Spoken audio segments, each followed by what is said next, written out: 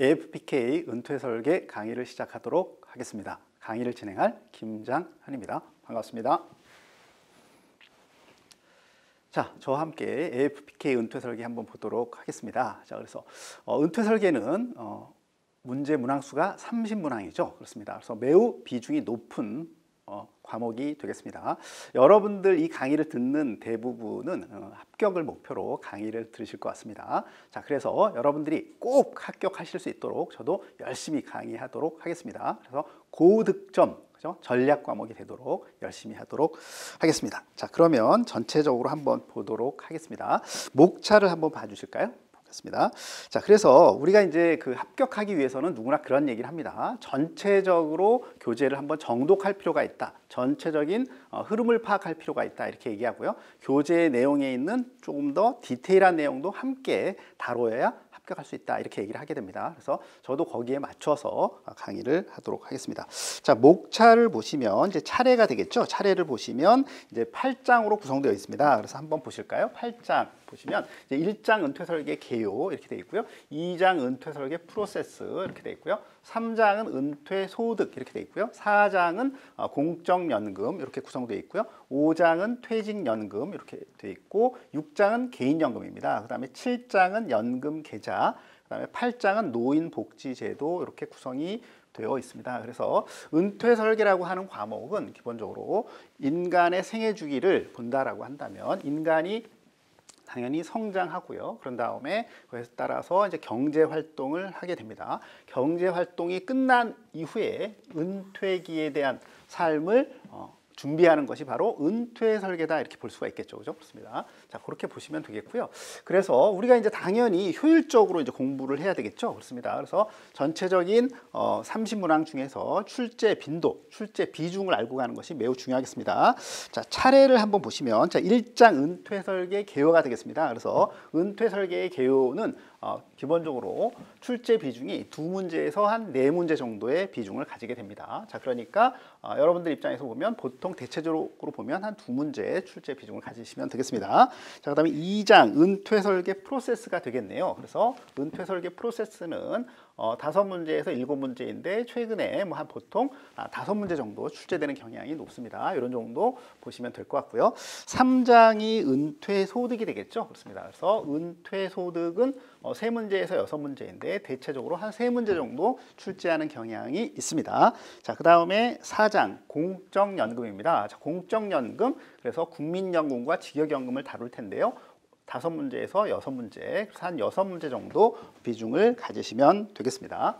자, 그 다음에 5장입니다. 퇴직연금인데요. 퇴직연금 매우 중요한 부분이죠. 그렇습니다. 그래서 5문제 이상 출제가 된다 보시면 되겠고요. 6장 보시면 이제 개인연금입니다. 그래서 개인연금은 한 3문제에서 한 4문제, 많으면 5문제 정도까지 보시면 되겠고요. 그런 다음에 7장 보시면 이제 연금계좌입니다. 그래서 연금계좌는 한 3문제 정도의 비중을 주시면 될 것 같고요. 마지막 장이죠. 8장입니다. 노인복지제도는 한 2문제 정도, 이런 정도 비중을 가지시면 되겠네요. 자, 그래서 이런 정도의 비중을 생각하셔서 여러분들이 효율적으로 공부를 하시면 될 것 같습니다. 자, 그 다음에 우리가 이제 8장으로 은퇴 설계가 이렇게 구성되어 있는데요. 가장 주목해서 볼 것은 결론적으로 보면 은퇴 설계라고 하는 것은 은퇴기에 있어서의 경제 활동기처럼 안정적인 현금 흐름, 이런 것들을 확보하는 것이 매우 중요한 과제가 되겠습니다. 그래서 그 안정적인 현금 흐름을 어떻게 확보할 것이냐라고 하는 것이 가장 중요한 포인트가 되는 것이 은퇴 설계라고 볼 수가 있겠죠. 자, 그러면 어떻게 준비할 것이냐? 당연히 어떻게 준비한다고요? 3층 보장제도에 의해서 준비를 하게 됩니다. 자, 그러니까 기본적으로 공적연금 부분, 그런 다음에 퇴직연금 부분, 그 다음에 개인연금 부분. 그래서 이것을 통해서 준비한다. 라는 거죠. 그래서 3층 보장제도라고 얘기를 하게 됩니다. 자, 그래서 보시면 될 것 같고요. 3층 보장제도에 대해서 주로 공부를 하고 당연히 출제 비중도 가장 높습니다. 자, 그런 다음에 이제 퇴직연금과 이제 개인연금에 대해서의 세제 적격에 관련된 세금 문제를 다루고 있는 것이 연금계좌가 되겠습니다. 그래서 이것도 3층 보장제도라고 크게는 볼 수가 있겠네요. 그렇습니다. 이렇게 보시면 될 것 같고요. 그 다음에 은퇴소득, 안정적으로 어떻게 결론적으로 보면 안정적인 현금 흐름, 은퇴소득을 준비할 것이냐라고 하면 3장 이렇게 되겠죠. 그래서 결론적으로 보면 이 3장부터 해서 7장 요것이 뭐라고요? 3층 보장제도라고 볼 수가 있겠습니다. 그래서 가장 중요한 것은 뭐라고요? 3층 보장제도를 아는 것이다. 이렇게 보시면 되겠고요. 나머지는 기타라고 볼 수가 있겠네요. 그래서 은퇴 설계에서의 뭐 기본적인 정의라든가 최근의 현황이라든가 또 필요성이라든가 이런 것을 다루고 있는 것이 1장이 되겠고요. 그 다음에 2장은 은퇴 설계를 어떤 프로세스를 가지고 할 것이냐라고 하는 부분이 되겠고요. 그 다음에 8장은 노인 복지제도에 대해서 설명을 하고 있습니다. 자, 간단하게 정리를 한다면 AFPK 은퇴 설계는 3층 보장제도가 가장 중요하다라고 볼 수가 있고요. 그런 다음에 1장, 2장 은퇴 설계 프로세스, 그 다음에 노인 복지제도 이런 것들로 구성되어 있다 이렇게 보시면 되겠네요. 자, 되셨나요? 됐죠? 그러면 전체적으로 감이 잡히셨을 거다 이렇게 생각이 듭니다. 자, 그래서 차례를 조금 더 한번 보도록 하겠습니다. 자, 차례를 보시면 말씀드렸던 것처럼 이제 1장 은퇴 설계 개요인데요. 자, 중요도를 한번 우리가 어차피 시험을 합격을 목표로 하니까 중요도를 한번 보도록 하겠습니다. 자, 중요도를 보시면 제 1장 은퇴 설계의 정의와 필요성 이렇게 되어 있는데, 자, 여기서는 별 2개를 체크해 주시면 되겠습니다. 주로 은퇴 설계의 정의와 필요성에서 시험에 나온다 이렇게 보시면 되겠고요. 그 다음에 이 은퇴 관련 국내외 현황 이렇게 나오고 있는데, 자, 요것은 별 1 정도 보시면 되겠고요. 그 다음에 세 번째 은퇴 설계 이해 이렇게 되어 있습니다. 그래서 이것도 별 1 정도 보시면 될 것 같습니다. 자, 그런데 거기 보면 1 은퇴 생활의 단계별 특성 있죠. 자, 요것은 별 3개 이렇게 보시면 되겠습니다. 자, 그런 정도 보시면 되겠고요. 그 다음에 2장 은퇴 설계 프로세스입니다. 자, 그래서 여기서 나오는 부분은 1장 은퇴 설계 프로세스의 특징이라든가 은퇴 설계 프로세스 이렇게 나눠지는데, 여기는 매우 중요한 부분이 되겠습니다. 그래서 2장 전체가 뭐라고요? 별 3개다라고 보시면 되겠네요. 그죠? 그렇습니다. 자, 그 다음에 3장 은퇴 소득입니다. 그래서 1. 3층 보장제도, 2. 은퇴소득 수준, 3. 은퇴소득 확보 이렇게 되어 있는데 전체적으로 별 2개 생각하시면 되겠습니다. 자, 4장 공적연금 부분이 되겠습니다. 그래서 공적연금은 1. 국민연금이 있고요. 그 다음에 2. 직역연금이 있고 3. 공적연금의 연계제도 이렇게 구성되어 있죠. 그렇습니다. 자, 이렇게 되어 있는데 여기서 이제 가장 중요하다고 볼 수 있는 것은 국민연금 부분이 되겠네요. 그래서 여기는 별 3개가 되겠습니다. 체크해 놓으시고요. 그 다음에 직역연금이나 연계제도는 별 2개 정도 보시면 될 것 같습니다. 자, 그 다음에 5장 퇴직연금입니다. 그래서 퇴직연금은 전반적인 퇴직급여의 개요라든가 퇴직금 제도, 그 다음에 퇴직연금 제도로 이렇게 구성되어 있습니다. 자, 그래서 1. 퇴직연금의 개요 뭐 이런 정도에서는 그래서 별 2개 정도 보시면 되겠고요. 그 다음에 퇴직금 제도 별 2개 정도 보시면 되겠고요. 가장 중요한 것은 퇴직연금 제도가 있겠죠. 그렇습니다. 그래서 퇴직연금 제도는 별 3개 이렇게 체크해 놓으시면 되겠습니다. 자, 6장 개인연금 부분인데요. 개인연금의 1 개요 이렇게 나오는데요. 이건 별 1 정도 보시고요. 그 다음에 개인연금의 2 종류가 나오게 되고요. 개인연금의 활용 방안 이렇게 나오게 됩니다. 그래서 2번, 3번은 별 3개 체크해 놓으시면 되겠습니다. 자, 그 다음에 7장 연금 계좌가 되겠죠. 그렇습니다. 그래서 연금 계좌의 개요, 그 다음에 연금 계좌의 세제, 연금 계좌의 활용 이렇게 되어 있습니다. 그래서 굉장히 중요한 부분이 되겠습니다. 그래서 전체 1, 2, 3 모두 별 3개 체크해 놓으시면 되겠습니다. 자, 8장입니다. 노인복지제도 보시면 노인복지제도의 개요, 이건 뭐 별 1 정도 체크해 놓으시면 되겠고요. 그 다음에 이 기초연금 제도가 있고요. 그 다음에 넘겨보시면 3. 노인 장기 요양보험 이렇게 되어 있습니다. 그래서 여기는 기초연금 제도와 노인 장기 요양보험 같은 경우는 별 2개 정도 체크해 보시면 될 것 같습니다. 자, 그래서 별 3개부터 해서 별 1까지 제가 체크를 해드렸습니다. 그래서 공부를 좀 효율적으로 공부하실 때는 첫 페이지부터 공부하시는 것도 중요하지만 전반적으로 한번 듣고 나서는 뭐라고요? 별 3개, 별 2개를 집중적으로 공부하시는 것이 당연히 합격의 지름길이 되겠죠? 그렇습니다. 그래서 그런 면에서 알려드렸습니다. 자, 되셨나요? 됐죠? 그렇습니다. 자, 그러면 이제 본격적으로 한번 들어가 보도록 하겠습니다. 자, 그러면 먼저 이제 은퇴 설계의 개요 부분을 한번 보도록 하겠습니다.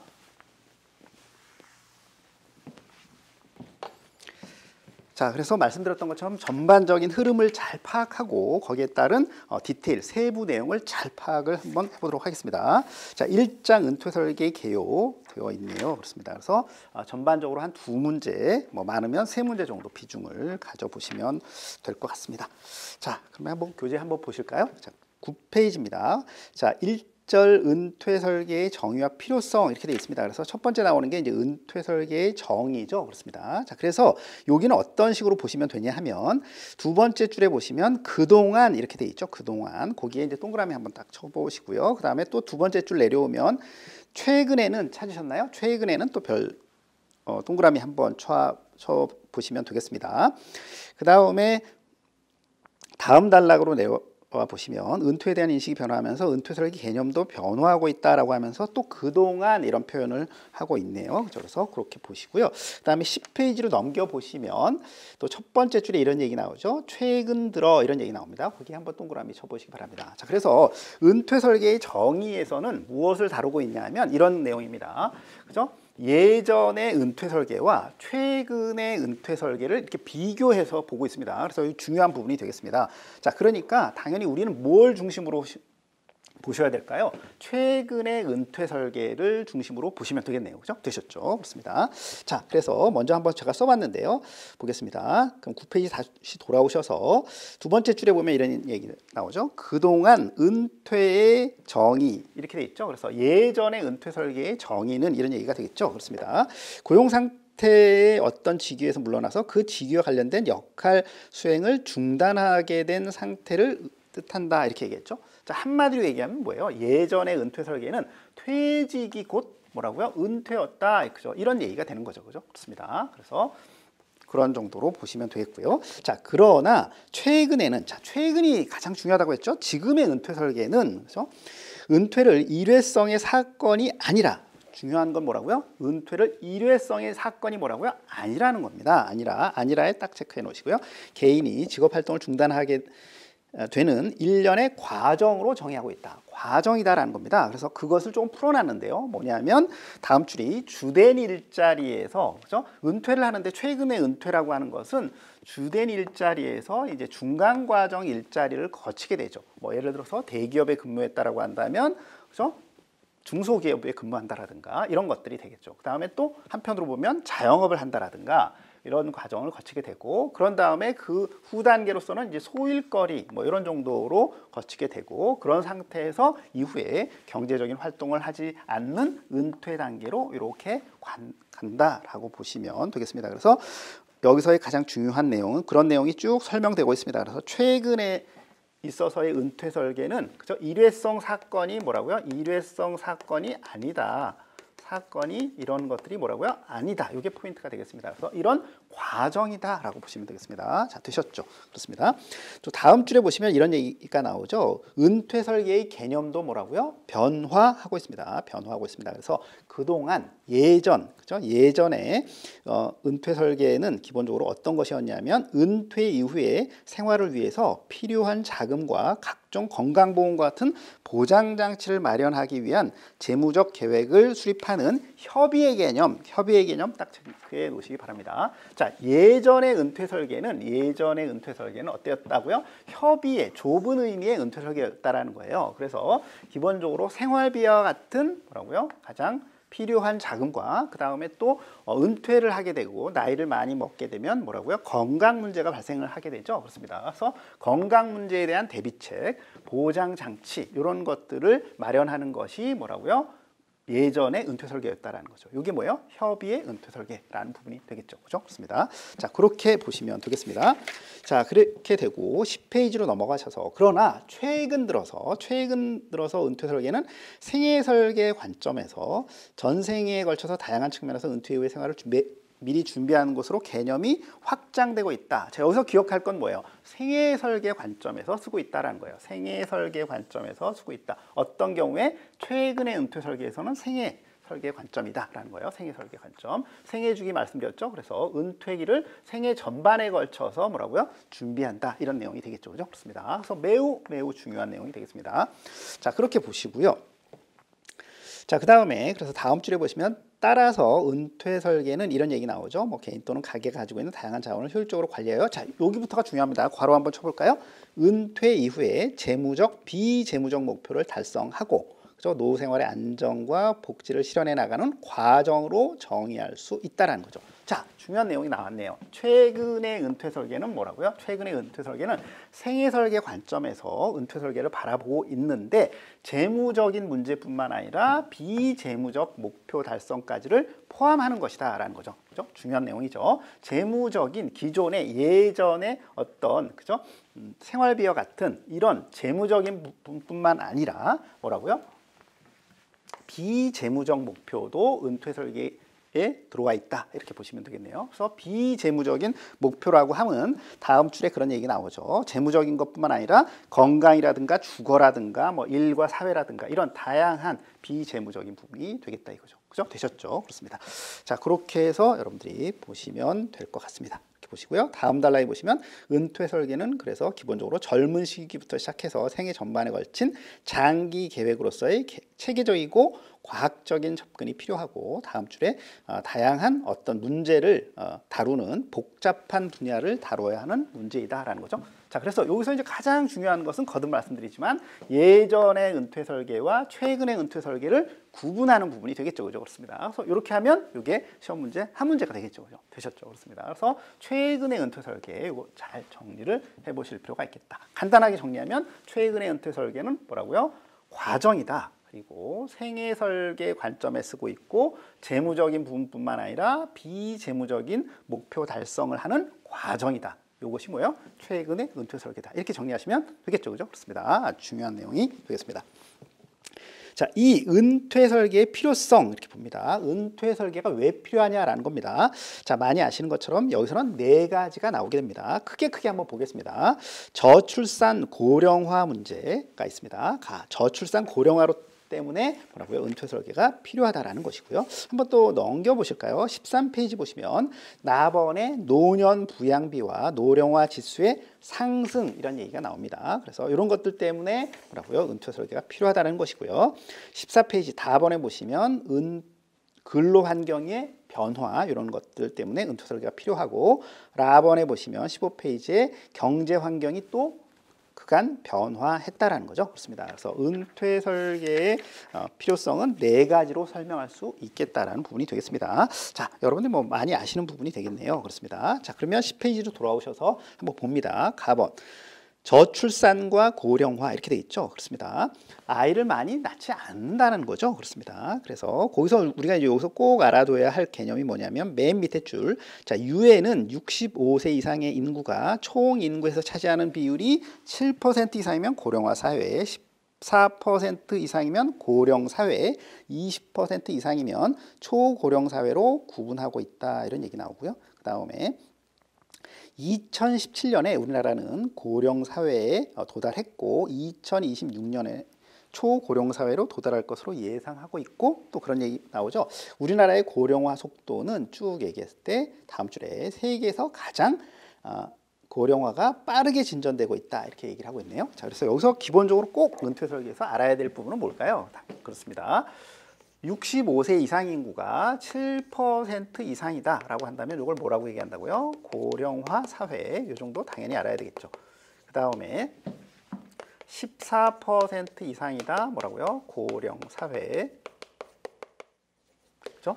그 다음에 20% 이상이다 뭐라고요? 초고령 사회 이렇게 얘기합니다. 현재 2020년이니까 기본적으로 우리는 지금 우리나라는 어떤 단계에 지금 진입되어 있다? 현재 우리나라는 고령 사회에 진입되어 있다. 전체적으로 65세 이상 인구가 한 15% 정도 되니까 지금 뭐라고요? 고령 사회에 지금 우리는 진입해 있다. 이 정도를 알아두시면 되겠네요. 그죠? 되셨죠? 그렇습니다. 자, 그렇게 보시고요. 그 다음에 그림 1-1 그런 것들을 이제 표현을 하고 있습니다. 그래서 거기 보면 그림에 0에서 14세까지, 그 다음에 15세에서 64세, 그 다음에 65세 이상 이렇게 얘기를 하고 있는데 뒤에 나오겠지만 0에서 14세까지의 인구를 유소년 인구라고 얘기합니다. 유소년 인구. 15세에서 64세 사이의 인구를 뭐라고요? 생산 연령 인구, 또 뭐 같은 말로 경제 활동 인구 이렇게 얘기를 합니다. 그래서 체크해 놓으시면 되겠고요. 65세 이상의 인구를 뭐라고요? 고령 인구라고 얘기를 하게 됩니다. 참고하시면 될 것 같습니다. 자, 그 다음에 그 바로 밑에 줄 보시면 또 한편 개인과 가계 측면에서 급격한 고령화가 진행되고 있다고 했죠. 그래서 장수를 더 이상 행복한 선물이 아닌 그 장수 오래 사는 것이 뭐라고요? 위험으로 만들고 있다라는 부분이 나옵니다. 그 다음에 우리가 계속 나올 부분이 이제 장수 위험이라는 말이 우리 교재에 나올 거예요. 그래서 장수 위험이라고 하는 것은 기본적으로 경제적인 자원이 모두 소진된 이후에도 일정 기간 생존할 가능성을 말하게 된다라는 거죠. 자, 내가 갖고 있는 은퇴 자산보다 은퇴 자산을 다 쓰고 나서도 뭐라고요? 계속 살아있는 상태, 이런 얘기가 되겠죠. 그죠? 그런 것들을 뭐라고 얘기한다고요? 장수 위험이다, 이렇게 보시면 되겠습니다. 자, 그런 내용이 나오고 있고요. 그 다음에 마지막 단락에 보면 특히 베이비붐 세대가 생산 연령 인구에서 고령 인구로 이동하는 2020년부터 생산 연령 인구는 급감하고 고령 인구는 급증하는 등, 그죠? 연령 계층별 인구의 변동폭이 커질 것으로 예상된다, 이렇게 얘기합니다. 여기 나와 있지 않지만 그래도 기본적으로는 우리가 알아야 될 게 베이비부머 세대에 대해서 알아야 되겠죠. 그렇습니다. 베이비부머 세대라고 하는 것은 한국전쟁 이후에 태어난, 그 직후에 태어난 세대를 말하게 됩니다. 그래서 우리나라는 1955년부터 1963년 사이에 태어난 세대를 베이비부머 세대다, 이렇게 얘기를 하고 약 한 700만 명 정도가 이제 태어났습니다. 그렇습니다. 이걸 베이비부머 세대라고 얘기하고, 뭐라고 얘기했냐면, 그래서 베이비부머 세대의 첫 시작은 1955년인데요. 55년인데 이것이 노인 인구, 고령 인구에 들어가는 것이, 그죠? 65세부터 고령 인구라고 얘기했죠. 그러니까 어떻게 됩니까? 2020년, 그죠? 오늘 현재부터 뭐라고요? 베이비부머 세대의 첫 세대인 1955년생이 고령 인구로 편입되게 된다, 그죠? 이런 정도를 보시면 되겠습니다. 그래서 기존의 생산 연령 인구에서 고령 인구로 현재 이동되고 있는 형체를 가지고 있습니다. 그래서 2020년에 생산 연령 인구가 급감하고 있네요. 그죠? 그렇습니다. 참고하시면 될 것 같습니다. 자, 12페이지 한번 보실까요? 자, 표 1-1 보시면 100세 시대의 은퇴 설계에서의 고려할 사항, 이런 얘기가 나오고 있습니다. 자, 여기 중요한 부분이 되겠습니다. 그래서 별 2개 체크해 놓으시면 되겠습니다. 별 2개. 그렇습니다. 현재, 그죠? 장수하게 됨에 따라서 뭐라고요? 100세 시대가 도래했다, 이런 얘기를 많이 하고 있죠. 그렇습니다. 그래서 이 내용 시험에서도 잘 언급되는 내용입니다. 그래서 100세 시대를 중심으로 보시면 되겠습니다. 그래서 한번 간단하게 보겠습니다. 고령화라고 하는 것이 기본적으로 100세 시대에서는 뭐라고요? 사회의 일원으로서 참여하는 존재다 정도 체크해 놓으시고요. 장수의 의미라고 하는 것이 오래 사는 것이 아니라 뭐라고요? 잘 사는 것 체크해 놓으시면 되겠고요. 그 다음에 65세 이상의 고령층의 복지 부담은, 그죠? 취업자와 은퇴자가 공동으로 부담하게 되는 것이다 정도 보시면 되겠고요. 노후에 대한 대비는 100세 시대에서는 뭐라고요? 기본적으로 뭐라고 했죠? 3층 보장제도에 의해서 준비한다. 다시 해서 공적연금, 개인연금, 퇴직연금과 같은 3층 보장제도에 의해서 준비하는 것이 100세 시대다 체크하시면 되겠고요. 그 다음에 교육 형태 한번 볼까요? 교육 형태는 기본적으로 보면 뭐라고요? 순환형이다라는 거죠. 그렇습니다. 그래서 언제든지 재취업 을 해야 하기 때문에 순환적으로, 그죠? 교육받고 경제활동하고 다시 또 교육받고 또 경제활동하고, 이런 것들이 반복되다가 이후에 은퇴가 되게 되면 여가를 가지게 되는 순환형이다, 이 정도 체크해 놓으시면 되겠습니다. 자, 일자리 세대 간 공유입니다. 맞고요. 그죠? 그래서 노인 일자리, 젊은 사람들의 일자리, 이런 것들이 공유가 되고 있고, 은퇴에서는 정년제가 약화되고 있습니다. 그 다음에 가족문화 보시면 100세 시대에서는, 그죠? 1인 가구 또는 공동체 가정, 그죠? 그 다음에 가족 개념이 약화가 되고 있죠. 그렇습니다. 다 아시는 부분이 되겠습니다. 그 다음에 주거에 있어서는 자생적인 노인 공동체가 형성되고 있다라는 거죠. 어떤 거예요? 그렇죠? 그죠? 우리 현실에서 보면 실버타운 같은 경우 이런 경우를 말하게 된다. 이렇게 보시면 되겠습니다. 그래서 100세 시대를 중심으로 보고 80세 세대와 살짝 섞어서 문제 만들기 좋겠네요. 그렇습니다. 그 정도를 잘 알아두시면 되겠습니다. 자, 그 다음에 다음 줄에 보시면 한편 저출산 현상이 은퇴 준비의 필요성을 더욱 강화시킨다. 뭐 당연한 얘기가 되겠고요. 그래서 저출산에 대해서 얘기하고 있는데 한 5번째 줄 내려오게 되면 여성 한 명이 평생 낳을 수 있는 합계 출산율이 점점 뭐라고요? 떨어지고 있다 이런 얘기죠. 그렇습니다. 그런 얘기가 나오고 있다. 참고하시면 되겠습니다. 자, 그다음에 다음 단락에 보시면 이런 저출산 고령화 문제가 또 뭐와 연결된다고요? 노년 부양비와 노령화 지수의 상승이라고 하는 문제를 야기하는 원인이 되게 됩니다. 자, 연결되는 거고요. 13페이지로 오시면 이제 노년 부양비와 노령화 지수의 상승입니다. 상승 보겠습니다. 그래서 우리가 뭐 사실은 이 부분은 뭐 편하게 보시면 됩니다. 자, 저출산, 그죠? 고령화 사회라는 거예요. 잘 아시는 것처럼 저출산 고령화라는 거죠. 그렇습니다. 그럼 이런 저출산 고령화 문제가 어떤 식으로 나오게 되냐 하면 거기에 나오는 것이 당연히 어떻게 적게 나니까 생산 가능 인구가 어떻게 되겠습니까? 당연히 줄어들게 되죠. 생산 가능 인구가 이렇게 줄어들게 됩니다. 자, 그렇기 때문에 따라서 어떤 문제가 발생한다고요? 노년 부양비, 그다음에 노령화 지수, 그죠?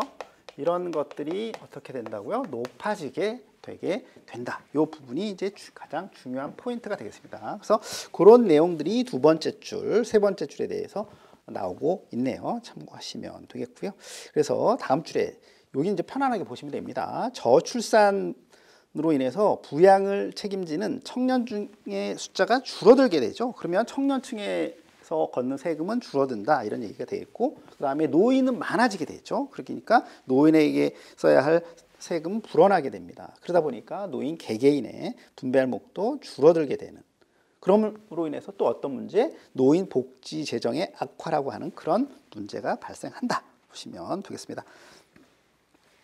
자, 그 다음에 여기서 이제 꼭 알아야 될 게 다음 줄에, 자, 그거는 꼭 체크를 하셔야 되겠네요. 딱 체크해 보시기 바랍니다.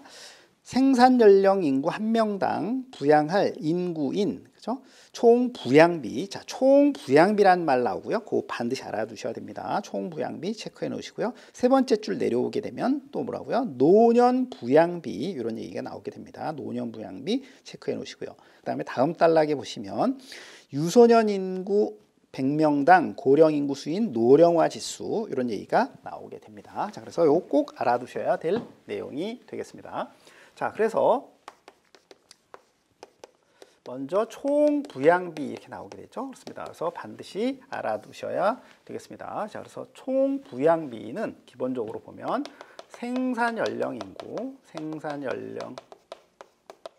인구에 대해서, 생산 연령 인구는 뭐라고 했죠? 15세에서 64세 인구에 대해서 총 부양비니까 유소년 인구와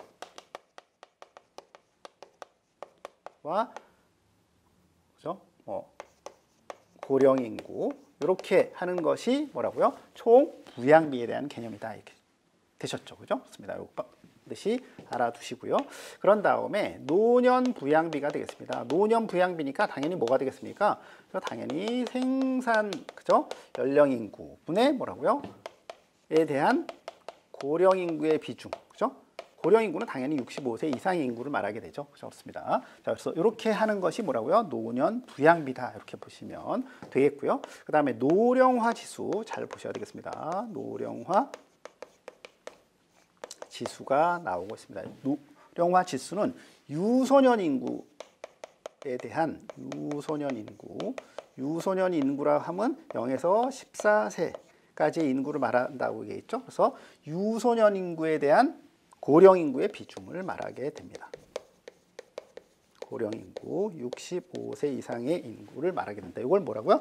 노령화 지수라고 얘기를 하게 됩니다. 그래서 그 부분은 잘 알아두셔야 되겠습니다. 그래서 특히 유소년 인구 100명당 고령 인구 수인 노령화 지수는 2017년도에 뭐라고요? 105.1명이었다라는 거죠. 자, 그러니까 결론적으로 보면 유소년 인구는 줄고 고령 인구는 늘어남에 따라서 결론적으로 보면 노령화 지수가 100이 넘었다. 이 내용을 반드시 알아두실 필요가 있겠습니다. 그래서 꼭 알아두셔야 될 거 노령화 지수, 그다음에 노년 부양비, 총 부양비 이런 개념이 무엇을 의미하는지 정도를 알아두시면 될 것 같습니다. 자, 그렇게 보시고요. 그다음에 표가 나오는데 참고해서 쭉 보시면 되겠습니다. 그래서 노령화 지수가 점점 올라가는 것을 볼 수가 있고요. 노년 부양비가 점점 올라가는 것을 볼 수가 있게 됩니다. 그래서 꼭 알아두시기 바랍니다. 자, 그다음에 14페이지 보시면 다 근로환경의 변화 이렇게 나오게 됩니다. 자, 그래서 거기 보면 첫 번째 줄, 두 번째 줄이 이런 얘기죠. 경제활동기간. 그렇죠? 경제활동기간이 어떻게 된다는 거예요. 점점 뭐라고요? 줄어들고. 그러나 은퇴기, 돈을 쓰게 되는 은퇴기는 점점 뭐라고요? 이렇게 늘어난다. 그렇죠? 이런 거죠. 그죠? 그렇습니다. 그렇게 보시면 되겠고요.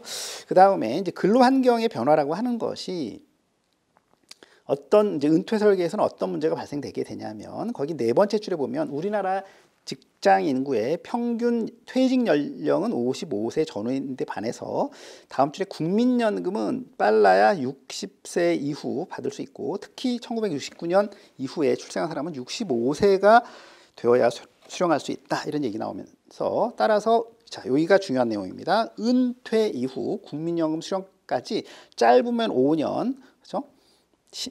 길면 10년 가까운 소득 공백이 발생하게 된다라는 겁니다. 자, 그래서 가장 중요한 뭐라고요? 소득 공백 이 부분을 보셔야 되겠습니다. 그래서 이 소득 공백으로 인해서 이런 얘기죠. 소득 공백. 그죠? 퇴직하는 것은 55세인데, 그죠? 뭐라고요? 국민연금이 나오는 것은 빠르면 60세, 그죠? 1969년생 이후는 65세 이렇게 되니까 이때가 뭐라고요? 뭐가 발생된다고요? 소득 공백이 이렇게 발생되기 때문에 이 소득 공백을 잘 메꾸는 것이 매우 중요합니다. 은퇴 설계에서는 그렇습니다. 그래서 이 소득 공백을 메꾸는 데 있어서의 뭐 퇴직연금이라든가 개인연금이라든가 뭐 이런 것들 또 아니면 뭐 창업이라든가 이런 것들에 대한 부분이 매우 필요하겠죠. 그것 때문에 은퇴 설계가 필요하다 이렇게 보시면 되겠습니다. 그렇죠? 되셨죠? 그래서 이게 굉장히 중요한 은퇴 설계 이슈가 되게 됩니다. 그렇습니다. 자, 그 정도 보시면 될 것 같습니다. 자, 15페이지 한번 보실까요? 15페이지 네 번째 경제 환경의 변화입니다. 그래서 경제 환경의 변화는 그냥 두 가지라고 보시면 되겠습니다. 저금리 지속 첫 번째 줄 체크해 놓으시고요. 그 다음에 다음 줄 계속되는 물가 상승 이런 부분이 되겠죠. 그렇습니다. 두 가지다. 저금리가 지속되고 계속적으로 물가가 상승함에 따라서 은퇴 설계의 필요성이 부각됐다. 이런 정도 보시면 되겠습니다. 그래서 저금리 지속이라고 하는 건 당연히 잘 아시는 것처럼 안전한 예적금만으로 은퇴 자산을 만들기가 어려워졌다는 얘기가 되겠고요. 그다음에 물가가 점점 상승을 하게 됩니다. 그러면 화폐 가치는 줄어들게 되겠네요. 하락되고 있겠네요. 그렇습니다. 그래서 그런 것들을 그림 1-3에서 보여주고 있습니다. 참고하시면 되겠습니다. 그래서 거기서 얘기하고 있는 게 이런 거죠. 그냥 편안하게 보시면 은퇴자금 1억 원을 지금 1억 원인데 그죠? 10년 뒤가 되게 되면 물가 상승률이 연 3%라고 한다면 10년 뒤에는 사실은 구매력 기준으로 보면 현재 7,400만 원 정도밖에 안 된다는 얘기잖아요. 그죠? 그렇습니다. 그래서 10년 뒤의 실질 가치가 7,400만 원이다라는 거예요. 그죠? 그렇습니다. 자, 그런 것들이다 보시면 되겠고요. 그다음에 그림 바로 밑에 보시면 이러한 경제 환경의 변화는 그죠? 다음 줄에 개인이 해결할 수 없는 시장의 체계적인 위험에 해당하는 요인이다라는 거죠. 자, 그래서 여기서 제일 중요한 건 뭐예요? 경제 환경의 변화, 특히 저금리 지속, 그죠? 이런 또 물가 상승 이런 변화는 그죠? 개인에게 있어서는 뭐라고요? 체계적인 위험이다. 분산 투자를 통해서 제거할 수 없는 위험이 뭐예요? 체계적인 위험이죠. 그렇습니다. 체계적인 위험이다. 체크해 놓으시면 되겠습니다. 그래서 이걸 또 시험에서 비체계적인 위험 이렇게 나오면 틀린 지문이 되겠죠. 그렇게 보시면 되겠고요. 그래서 다음 줄에 그렇게 되니까 어떻게 물가 상승 등으로 인해서 은퇴 설계를 할 때는 어떻게 하라고요? 구매력 유지를 고려한 은퇴 설계 전략이 필요하다. 이런 얘기가 나오고 있네요. 그죠? 되셨죠? 그렇습니다. 자, 그래서 우리가 은퇴 설계의 필요성 4가지를 한번 살펴봤습니다. 자, 어렵지 않으시죠? 그 다음에 3. 은퇴 설계에서 그러면 재무설계사가 어떠한 역할을 할 것이냐 이런 얘기가 나오죠. 그렇습니다. 뭐 어렵지 않은 내용이 되겠습니다. 그래서 결론적으로 본다면 그렇죠? 은퇴 설계라고 하는 것은 개개인의 은퇴 설계는 각각 뭐라고요? 다를 수밖에 없겠죠. 그래서 개개인이 목표로 하는 은퇴 설계 전략을 개발하고 그죠? 그것에 따라서 고객이 원하는 은퇴에 있어서의 어떤 삶을 살 수 있도록 도와주는 역할을 하는 것이 재무설계사의 역할이 되겠네요. 그렇습니다. 그래서 그런 내용이 밑에서 세 번째 줄 나오고 있네요. 재무설계사의 역할은 개인의 목표나 니즈에 맞는 합리적인 은퇴 설계안을 개발하고 뭐라고요? 돕는 것이다. 이렇게 보시면 되겠고요. 16페이지 보시면 그래서 이 은퇴 설계라고 하는 것은 매우 다양한 부분이 들어가게 되죠. 첫 번째 편안하게 보시면 됩니다. 부동산이라든가 뭐 세금이라든가 상속이라든가 투자와 같은 매우 다양한 전문성 있는 측면이 요구가 된다. 이렇게 보시면 되겠습니다. 자, 그렇게 보시고요. 그 다음에 또 다음 단락에 보시면 그래서 여기서 알아둘 것은 뭐냐면 세 번째 줄 끝에 보시면 이런 얘기 나오죠. 재무설계사는 은퇴 설계를 하는 데 있어서 개개인이 가지고 있는 문제를 해결하기 위한 획일적 공식에 의존할 것이 뭐예요? 아니라 이런 거죠. 그러니까 제가 처음에 뭐라고 얘기했습니까? 재무설계사는 개개인의 요구가 각각 다 다르잖아요. 그러니까 획일된 공식에 의존할 것이 뭐예요? 아니라라는 거죠. 획일된 공식에 의존한다? 틀린 얘기가 되겠죠. 그렇습니다. 아니라 다양한 상황과 특성을 만족시킬 수 있어야 하고 또 기계적이고 일정한 모듈이나 틀에 맞춰서 고객에게 비슷한 해답을 제시해 주는 것이 뭐라고요? 아니라 이런 얘기죠. 고객 각각의 상황과 특성에 대해서 은퇴 설계에 대한 조언을 해줄 수 있어야 한다는 거죠. 되셨죠? 자, 그러니까 여기서는 알아둘 거는 다른 건 없어요. 은퇴 설계서의 재무설계사의 역할은 뭐라고요? 고객 개개인에 맞춘 설계가 필요하다라는 겁니다. 그래서 획일화된 공식에 의존해서도 안 되고 그런 다음에 뭐라고요? 고객에게 비슷한 해답을 줘서도 안 된다. 이게 제일 중요하겠죠. 그렇습니다. 그 지문 꼭 알아두시기 바라겠습니다. 자, 17페이지로 한번 가볼까요? 보시면 2절의 은퇴 관련 국내외 현황입니다. 이건 편안하게 보시면 됩니다. 1. 은퇴 준비 현황.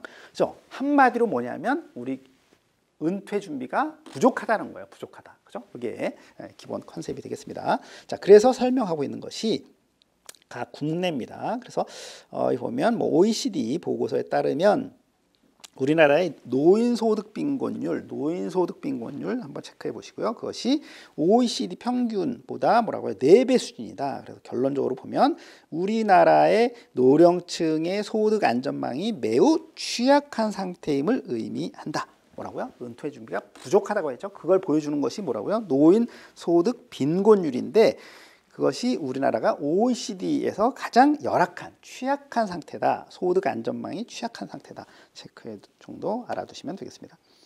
자, 그래서 특히 다음 줄은 그냥 편안하게 보시면 되는 거죠. 다른 선진국에 비해서 고령화 속도는 매우 빠르고 그런데 은퇴 준비는 늦고 그죠? 그렇기 때문에 어떻게 해야 되겠습니까? 어떻게 젊은 시기부터 은퇴 설계를 할 필요가 있겠다. 이런 얘기를 하고 있는 거죠. 그렇습니다. 자, 18페이지 보시면 그래서 첫 번째 단락에서 밑에 두 번째 줄 은퇴 준비에 대한 사회적인 공감대는 많이 형성되어 있죠. 그죠? 뉴스에서도 신문에서도 많이 보도는 되고 있습니다. 그러나 실제로 은퇴 준비하는 것은 뭐예요? 낮은 편이다. 결론은 뭐예요? 실제 은퇴 준비는 낮다. 이런 얘기를 하고 있고요. 그 다음에 다음 단락에 보시면 또 여섯 번째 줄 이런 얘기 나오죠. 베이비 부머의 은퇴가 본격화되면서 베이비 부머라고 했죠. 베이비 부머가 은퇴가 본격화되고 있어요. 본격화되고 있습니다. 그래서 우리 사회에서 은퇴 준비에 대한 관심과 의식은 높아졌어요. 그런 얘기들 많이 들어보셨죠. 자, 그러나 다다음 줄 그죠? 은퇴를 목전에 둔 고령자의 은퇴 준비와 설계가 매우 시급한 상황이다. 은퇴 준비가 뭐라고요? 매우 부족하다. 결론이 되겠네요. 그렇습니다. 자, 해외 사례 나오고 있습니다. 이거 편안하게 보시면 됩니다. 그래서 해외 19페이지 보시면 이제 미국과 여기서는 일본의 사례를 들고 있습니다. 편안하게 보시라고 말씀드렸습니다. 그래서 19페이지에 미국 같은 경우에 2007년도에 이제 서브프라임 모기지 사태가 있었죠. 전 세계적인 금융 위기가 있었죠.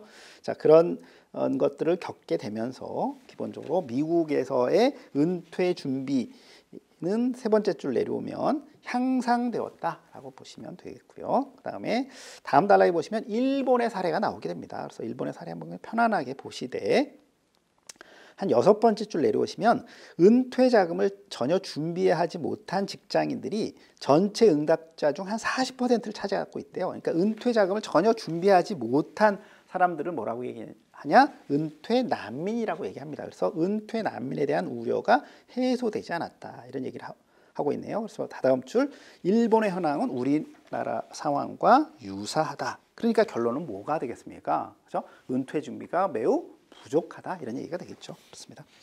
자, 그다음에 이 은퇴 관련 교육 현황이 되겠습니다. 자, 그래서 은퇴와 우리가 앞에서 봤던 것처럼 은퇴라고 하는 것은 다양한 분야를 다루게 됩니다. 그렇죠? 그래서 재무적인 부분 당연히 다루고 그다음에 비재무적인 뭐 주거라든가 어디에 살 것이라든가 건강 문제라든가 또 여가는 어떻게 보낼 것이라든가 사회적인 관계는 어떻게 할 것이냐 매우 전문적인 분야가 되겠죠. 그죠? 그렇습니다. 자, 그래서 보시면 되는데 그러니까 전문가로부터 은퇴 관련 교육을 듣고 또 그에 대한 실행을 해야 되는데 그런 것들이 뭐예요? 미흡하다 이런 얘기가 나오게 됩니다. 그래서 세 번째 줄에 보시면 예를 들어서 은퇴 준비 및 은퇴 생활에 대한 정보를 얻는 경로가 대부분 TV, 인터넷 이런 경우로 듣는다는 거예요. 그래서 또 쭉 나오시는데 한 4번째 줄 보시면 은퇴 관련 전문가를 통해서 정보를 습득하는 비율은 뭐예요? 낮게 나타나고 있고요. 그렇습니다. 그래서 결론은 뭐다? 이 단락의 결론은 전문가가 제공하는 은퇴 관련 정보 제공 및 은퇴 교육의 필요성이 절실하다 이런 얘기가 나오고 있네요. 이게 결론이 되겠죠. 그죠? 그렇습니다. 자, 그런 정도 보시면 되겠고요. 20페이지 나오겠습니다. 20페이지 보시면 해외 은퇴 준비 교육 사례 이렇게 나오면서 다음 줄에 보니까 대표적인 고령사회 국가인 프랑스를 얘기하고 있습니다. 편안하게 보시되 제3의 인생으로서의 노년기의 삶을 중요한 국가사회 정책으로 선택하고 있다라는 거예요. 아, 프랑스는 이런 국가사회 정책으로 노년기를 뭐라고요? 그래서 인식하고 있다, 선택하고 있다 이런 얘기가 나오고 있습니다. 그래서 그런 어떤 맨 밑에서 두 번째 줄 지역별 은퇴자 협회와 같은 이런 프로그램도 매우 활성화되어 있다. 이런 얘기들이 나오고 있네요. 그죠? 되셨죠? 그렇습니다. 뭐 어렵지 않은 내용이 될 거다 이렇게 생각이 듭니다. 자, 그 다음에 3절로 가보겠습니다. 21페이지 보시면 그죠? 나오고 있는데 거기 보시면 1. 은퇴 생활의 단계별 특성 이렇게 나옵니다. 은퇴 생활의 단계별 특성 이렇게 나오고 있네요. 그렇습니다. 그래서 여기에 나오는 내용 모두가 자, 어디에서 정리가 될 수 있냐면 22페이지 보겠습니다. 그림 1-4 은퇴 생활의 단계별 특성 이렇게 나오고 있네요. 그렇습니다. 그래서 자, 여기 별 3개가 되겠습니다. 매우 중요하다 이렇게 얘기했죠. 은퇴 생활의 단계별 특성 이런 얘기가 나옵니다. 자, 그러니까 지금 은퇴기라고 하는 거예요. 그죠? 요 은퇴기가 무엇을 보시면 이렇게 볼 수가 있겠죠. 은퇴기만 본다고 한다면 은퇴기가 이렇게 된다는 거예요. 은퇴기라고 하는 것이 결론적으로 보면 처음에 오는 것이 뭐라고요? 활동기. 그죠? 다음에 오는 것이 회상기. 그죠? 다음에 오는 것이 간병기라는 거죠. 그렇습니다. 전체가 뭐라고요? 은퇴기라고 보는데 이 은퇴기는 이렇게 3가지 단계를 거치게 된다는 겁니다. 그렇죠? 그렇습니다. 그래서 여기서 그림 1-4에서 가장 중요한 것은 뭐예요? 각각의 특징을 가지고 비교하는 문제가 당연히 출제가 되겠죠. 그렇죠? 그렇습니다. 자, 그래서 활동기 한번 보겠습니다. 활동기, 은퇴기의 첫 번째 단계는 활동기입니다. 활동기는 은퇴 시점부터 70세 초반까지. 그래서 뭐 그냥 이렇게 보시면 되겠죠. 70세 이전. 그래서 예를 들어서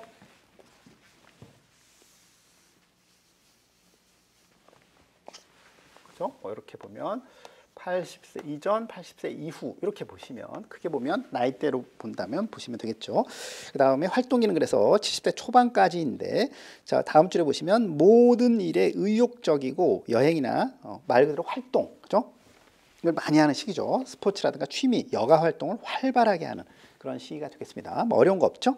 다음 그렇게 활동을 많이 하다 보니까 또 여행도 국내 여행보다는 해외 여행 이런 것들 많이 떠나시죠. 은퇴하면서. 자, 그러다 보니까 은퇴 자산을 계획 없이 소비해 버릴 우려가 있으므로 주의해야 하는 사항입니다. 그래서 아주 중요한 내용이 나왔습니다. 자, 뭐고요? 활동기인데요. 활동기에서 가장 중요한 것은 뭐냐면 은퇴 자산을 어떻게 뭐라고요? 소비해 버릴 가능성이 뭐라고요? 매우 높은 시기다라는 거 너무 중요한 내용이 되겠습니다.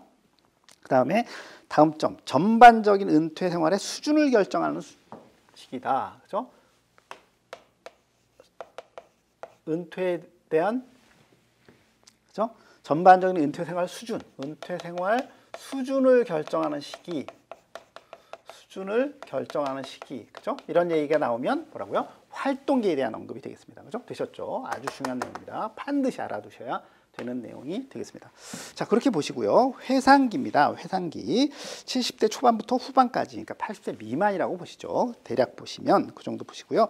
그런 다음에 인생을 이제 좀 여행 다닐 거 다 다녔죠. 그렇습니다. 해외여행도 갔다 왔고, 뭐 이런 또, 그렇습니다. 자, 그러다 보니까 이제 가족 인생을 돌아보면서 좀 회상하는 거예요. 사회적인 관계, 가족이나 친구 이런 관계하고 사회 활동을 줄어들어서 여유 시간을 어떻게 보낼 것인가 이런 것들. 그다음에 또 사람들과의 어떤 뭐 동창이라든가 뭐 이런 교류 또 이런 것들을 지속적으로 유지하는 것이 중요한 시기가 뭐라고요? 회상기다 이렇게 보시면 되겠고요. 그래서 다음 점 보시면 생활비를 줄이고 정적인 여가 활동. 이제 활동적인 부분은 활동기에 좀 끝냈고 회상기에는 정적인 여가 활동이나 봉사 활동에 관심을 가지는 시기다라고 보시면 되겠네요. 자, 그래서 회상기는 말 그대로 정적인 여가나 봉사 활동 을 하는 시기다 이렇게 보시면 되겠죠. 그죠? 그렇습니다. 자, 다음은 뭐가 되겠습니까? 간병기가 되겠습니다. 간병기. 그렇습니다. 자, 간병기 80대 이후 생애 마지막까지를 말하게 됩니다. 그래서 다음 줄에 보시면 이때는 아무래도 뇌졸중이라든가 뭐 또 치매 이런 것처럼 노인성 질환에 노출돼서 타인의 간호가 필요한 시기다. 타인의 간호가 필요한 시기 체크해 놓으시고요. 그런 다음에 다음 줄 그러다 보니까 이제 사망하기 전에 보통 많이 그저 치료비나 간병비 이런 것들이 많이 들게 되죠. 그래서 예상보다 오래 살 경우에 생활비 부족 문제가 발생이 되게 된다. 그 체크해 놓으시고요. 그 다음에 다음 점 사회적 관계와 생애 말기 설계가 중요한 시기가 되겠습니다. 그죠? 되셨죠? 그렇습니다. 자, 그래서 여기서 이제 가장 중요한 것은 그죠? 타인의 간호가 필요하다는 거예요. 간호가 필요한 거고 오래 살 경우에는 그죠? 이런 그죠? 간병, 자금 이런 것, 치료비 이런 것, 의료비 이런 것들로 인해서 생활비 부족 문제가 발생을 하게 되고 그다음 꼭 알아둬야 될 게 뭐예요? 생애 말기 설계, 그죠? 마지막 내가 어떻게 살아야 할 것이냐, 인생을 정리해야 할 것이냐, 그죠? 생애 말기 설계가 필요한 시기가 되겠죠. 어렵지 않죠. 그렇습니다. 이런 것들이 필요한 시기가 되겠네요. 그죠? 되셨나요? 그죠? 됐죠. 그렇습니다. 자, 그렇게 해서 저희가 봤습니다. 그래서 이번 시간은 첫 번째 시간 은퇴에 대한 전반적인 좀 오리엔테이션 부분과 그 다음에 교재 진도는 여기까지 진행을 하도록 하겠습니다. 수고하셨습니다.